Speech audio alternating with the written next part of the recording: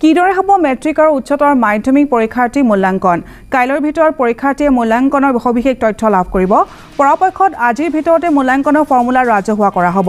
আনহাতে পলম হ'লেও কাইলৈ দুপৰীয়াৰ ভিতৰতে সবিশেষ জনোৱা হ'ব বুলি মন্তব্য শিক্ষামন্ত্ৰী ডাক্তৰ ৰনোজ পেগুৰ ইতিমধ্যে দুই বিশেষজ্ঞ সমিতিয়ে শিক্ষামন্ত্ৰীক জমা দিছে মূল্যায়ন সম্পৰ্কীয় প্ৰতিবেদন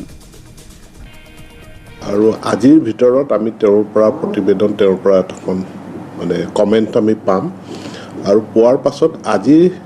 নিশালৈকে মানে সন্ধিয়াৰ ভিতৰত নিশা নহ'বগে সন্ধিয়াৰ ভিতৰত আমি এটা সিদ্ধান্তত উপনীত হ'ম